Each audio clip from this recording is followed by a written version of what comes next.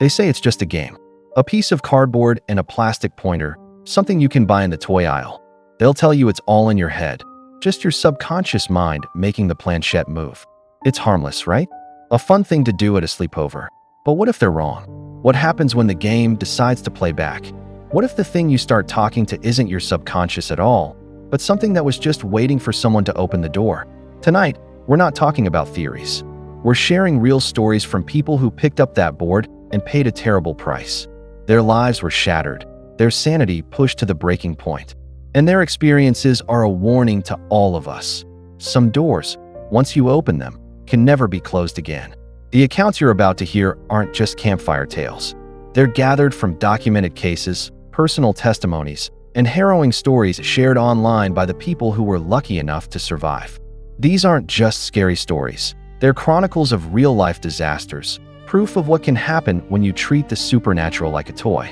We've changed a few names to protect the privacy of those involved, but the terror is all too real. Prepare yourself.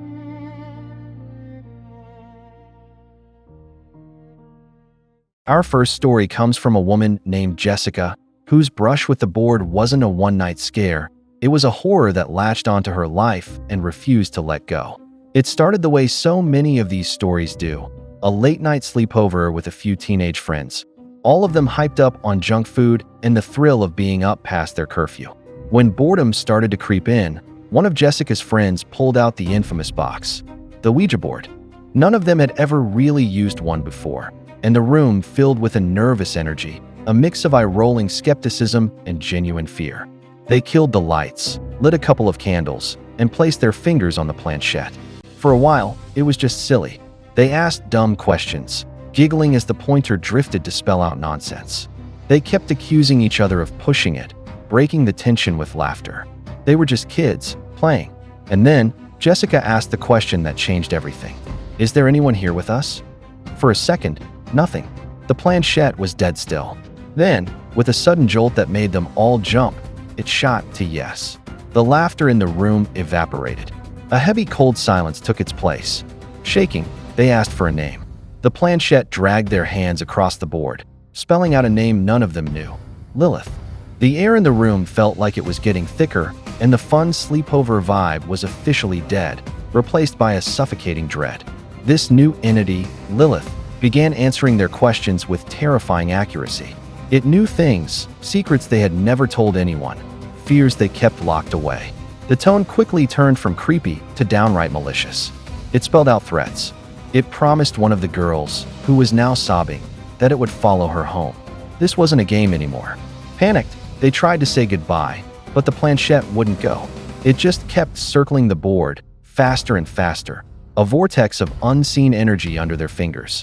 That's when headlights swept across the living room window. Jessica's dad was there to pick her up. In a rush of pure terror, the girls broke the number one rule. They never said goodbye. They just shoved the planchette off the board, blew out the candles, and flipped on the lights, desperate to break the spell.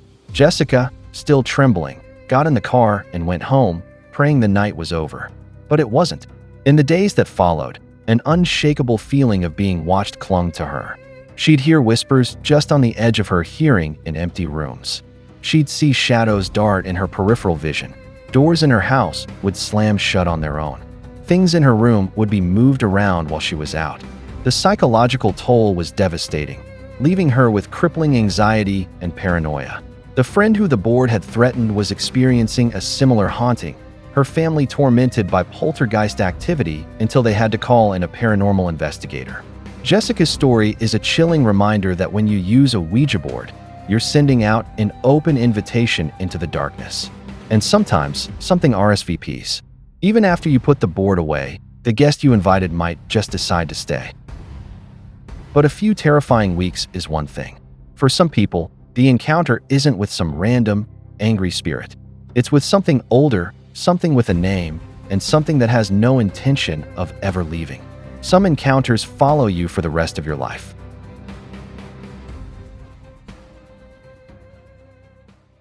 There's a name whispered in paranormal circles with a very specific kind of fear, a name that's been showing up in Ouija sessions for over 100 years. Zozo.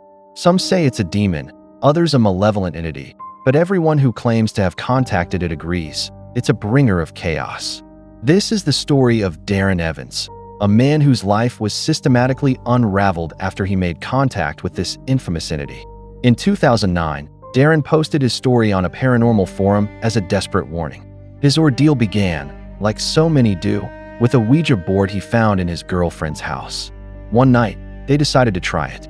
The session started out friendly enough, but as it went on, the energy in the room shifted. The planchette started moving erratically, making frantic figure-8 patterns across the board, a now infamous signature of this entity. When they asked for its name, it spelled Zozo over and over again. Instantly, the board's personality flipped.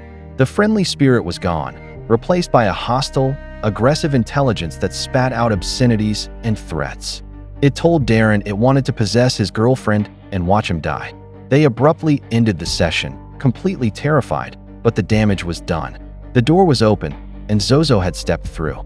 What came next was a waking nightmare. Darren's girlfriend began to suffer terrifying personality shifts, her eyes glazing over as she'd speak in a low, menacing voice, saying things only Zozo could know. Strange things plagued their house. Disembodied voices echoed from the walls. Objects would launch themselves across rooms with violent force. An oppressive, suffocating dread settled over the house, so thick it felt hard to breathe. But Zozo's torment wasn't just psychological. It became physically dangerous. One evening, Darren's young daughter was in the bathtub. He was in the next room when he heard a sudden, eerie silence.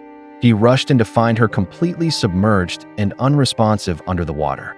He pulled her out just in the nick of time, an incident he is convinced was the demon's doing. Soon after, she was hospitalized with a mysterious life-threatening infection that baffled her doctors. Misfortune stuck to Darren like a shadow. He lost his job, his finances fell apart, and his relationships crumbled. He felt he was under a direct, targeted attack from the entity he had so casually invited into his life. Skeptics might call it a string of bad luck or psychological stress. But for Darren Evans and the countless others who have reported nearly identical encounters, the pattern is undeniable. An innocent session, the appearance of the name Zozo, and a downward spiral into misery and terror. It stands as the ultimate cautionary tale. There are names you shouldn't say, and there are things that, once contacted, will latch onto your life and feed on your despair until there's nothing left. If these stories are making you check over your shoulder and rethink that dusty old board in the attic, do us a favor and hit that subscribe button. We explore the darkness every week, and you don't want to miss what's crawling out of it next.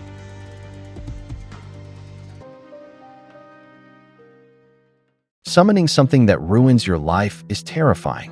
But what if the voice from the board doesn't just torment you? What if it gives you an order? An instruction so horrific, it crosses the line from a ghost story into a real-world tragedy. In 1933, in the bleak landscape of Depression-era Arizona, a Ouija board did exactly that, and it was blamed for one of the most chilling crimes of the decade. The story revolves around a 15-year-old girl named Mattie Turley. Life was tough, and her family situation was tense. Her mother, Dorothea, was reportedly unhappy in her marriage to Mattie's father, Ernest, and had become infatuated with a local cowboy.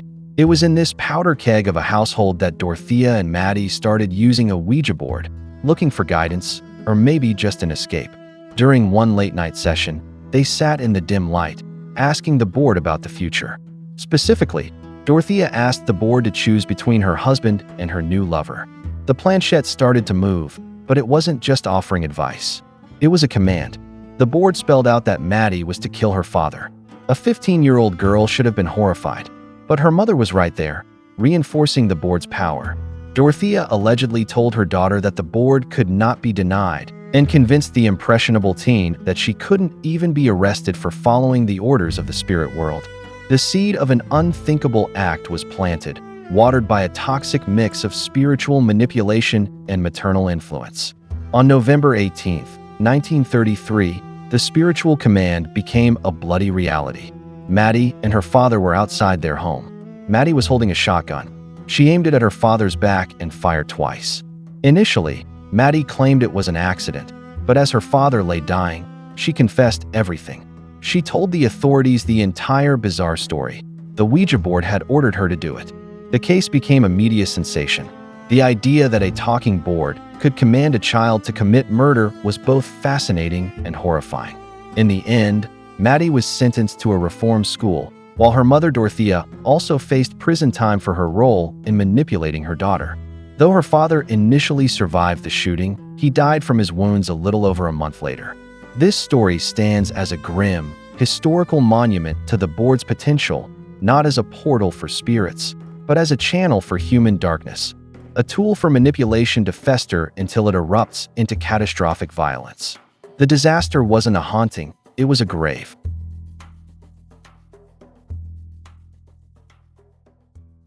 Our final story shows a different kind of disaster, one where the board's influence didn't just tear apart a family, but threatened to corrupt the very foundation of the justice system. This is the incredible true story of the Ouija Board Jurors, a 1994 case in the United Kingdom that showed how a parlor game could derail a high-profile murder trial. The case was the trial of Stephen Young, a man accused of the brutal double murder of Harry and Nicola Fuller. It was a long, grueling trial, and after 5 weeks, the jury was sequestered to deliberate. Unable to reach a verdict, they were put up in a hotel for the night. It was there that things took a bizarre and unprecedented turn. Fueled by alcohol and stress, 4 of the jurors decided to hold a séance. They wanted to ask one of the victims, Harry Fuller, directly who had killed him. They made a Ouija board out of a piece of paper and used a wine glass for a planchette. There in that hotel room, the 4 jurors, who held a man's life in their hands, tried to contact the dead for a verdict. According to later reports, they believed it worked. They supposedly made contact with Harry Fuller's spirit and asked the ultimate question, "Who killed you?" Slowly, the glass moved across their makeshift board, spelling out a name, Stephen Young done it. The spirit allegedly offered more information before delivering one final chilling order: vote guilty tomorrow. The jurors were deeply shaken and agreed to keep their supernatural consultation a secret. The next day, they returned to court and declared Stephen Young guilty. Justice, it seemed, was served, but the secret didn't hold. A month later, a newspaper headline blew the case wide open: Murder Jury's Ouija Board Verdict. The story revealed that jurors had used a Ouija board, and the legal system was thrown into chaos. A defendant must be judged on evidence, not on messages from the great beyond. The Court of Appeal had to step in. They ruled the séance was a material irregularity that compromised the entire trial. The verdict could not stand. Stephen Young's conviction was quashed, and a retrial was ordered. The disaster here wasn't a ghost, but a catastrophic failure of the justice system that forced the victim's family to endure the ordeal all over again. While Young was ultimately convicted again in a second trial, the case remains a powerful and bizarre warning of how seeking answers from the board can lead to consequences that ripple far beyond a single scary night, causing a disaster on a scale few could ever imagine. A toy for some, a tool for others, a portal for the things that wait in the dark. As these stories prove, the line between curiosity and catastrophe is dangerously thin. From a presence that won't leave to a demon that destroys a life. From a message that leads to murder to a verdict from beyond the grave that corrupts a court of law. The outcome is always the same: disaster. The people in these stories all thought it was a game. They were all wrong. So the next time you see that board, the next time you feel that little pull to just ask one question, remember what you heard tonight. You truly never know who or what might answer. Be careful out there. If you enjoyed this video, please consider giving it a like. It really helps more people see it. And if you haven't already, hit that subscribe button and turn on notifications so you don't miss the next video. We've got lots of interesting and eerie stories on deck, and I'd love for you to be part of this community of case solvers. Until next time, keep the lights on, stay alert, and stay out of the shadows.